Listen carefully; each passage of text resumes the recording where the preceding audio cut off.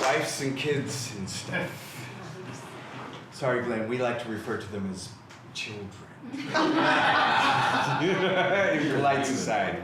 I do not have children. I do have a wife.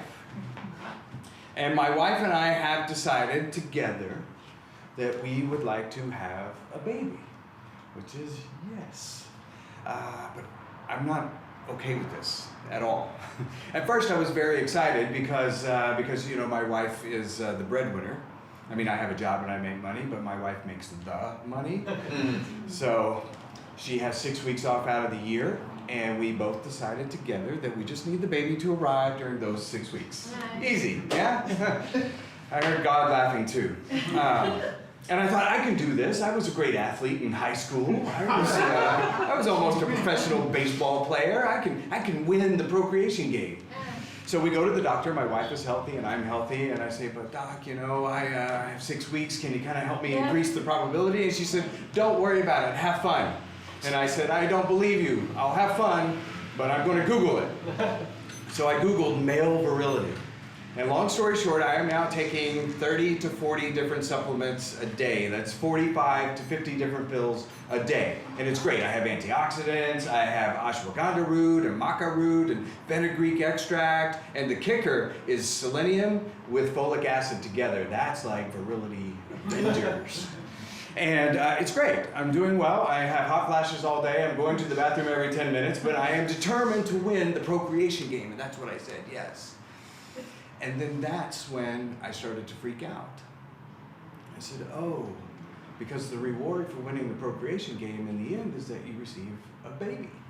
So, and that's when I got nervous. And so I went to the bathroom because all of my dad friends tell me that the only place that they get to be alone is in the bathroom. And I don't know what they're doing, but I go in there and I wash my face because I have a very extensive facial routine. I have night creams and day creams, and I have micellar water and toners. I have serums. Like, my wife has her own stuff, but this is mine.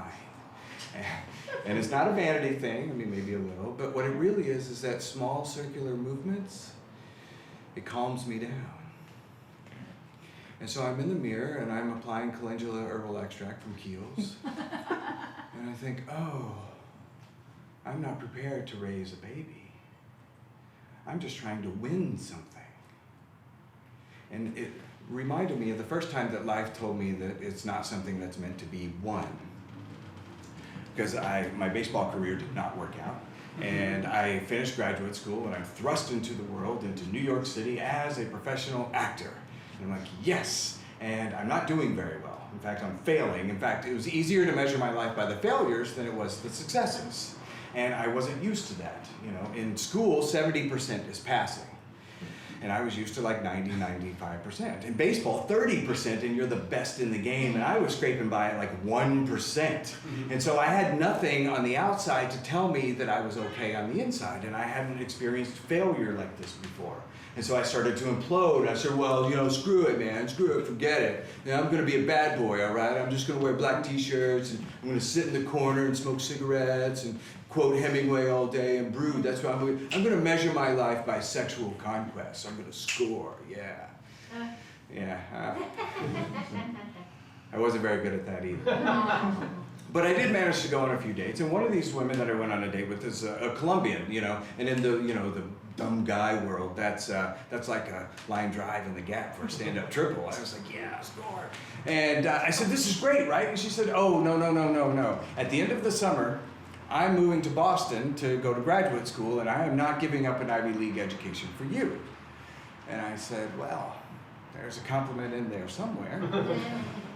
And I said, okay, well, life is about avoiding fear and pursuing love, and so let's, has to end, there's no fear, so let's just pursue love. And so we did, all over Manhattan, all over New York City, and we worked in restaurants, and we had friends that worked in restaurants, so we could have afternoon cocktails in Midtown, and then take a van cab to the West 20s for tapas, and then another van cab to the East Village for carbonara and prosciutto and melon, and it was great, and it was the summer of the World Cup.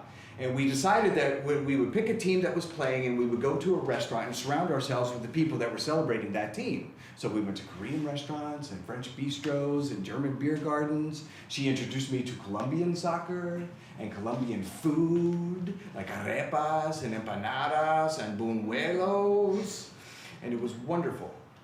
And that summer I learned what it's like to live and exist in love. And the end of the summer came and we moved her to Boston. And she said, do you want to take a farewell tour, a road trip? I have 2 weeks off. And I said, yes, that'd be great. So let's take a road trip to Toronto. We'll stop at Niagara Falls. We'll stop at the Baseball Hall of Fame. It'll be great. And the morning that we decided to leave, I wanted to leave at 6 in the morning because I wanted to win the road trip. But we had a couple errands to run. It was like, oh no, the professor's in the humanities building, not over here. No, not the bank, but the credit union. And oh, we got to return the car. There's no air conditioning. And oh, severe tire damage. Don't back up. I did that. And I said, wow, you still want an Ivy League education over me? Long story short, we get on the road. It's rush hour in Boston. And we're hot and we're sweaty and we're frustrated and we just get to Connecticut, it's dark, we find some place to stay and we just settle in. Like, wow, what just happened? And she said, I don't know, based on my childhood, I expected you to be angry and yelling all day. And I said, wow, me too. It was so frustrating. But I kept looking at you and I would say, well, she's okay, I'm okay. And I learned that day what it's like to live and exist in trust. And I thought these are 2 major things. Maybe I should stay in touch with this person. And so I did.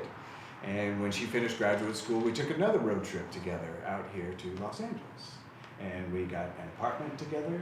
We got cats together, jobs together. We got engaged together. We got married together. We even got a dog for baby practice. And every time I would freak out. And I would look at her and I would say, oh, well, she's okay. I'm okay. But I'm not okay with the baby thing. It's been a while and I'm still not okay with it. And it's not so much that she's the breadwinner and that I'm going to be a house husband and I'm going to be at home and my life is over, although I do feel that way. But I am the better domestic. I'm much better, a cleaner and organizer and such. The thing that keeps turning over and over in my mind is that one day I'm going to have to look my child in the eye and say, you can become anything that you want to be, knowing full well that I have not become any of the things that I want to be. I just don't think I have anything to offer except good facial routine. And I can say, you can measure your life by the failures as well as the successes. And I finally got the courage a couple weeks ago to say this to my wife, and my wife, being gorgeous and big-hearted and wise and, that Ivy League education, she said, oh, no, hon, you're going to raise our child. That's noble. Isn't that noble? Huh. Noble. No one's ever described me as noble. And then I started to feel okay. Thank you.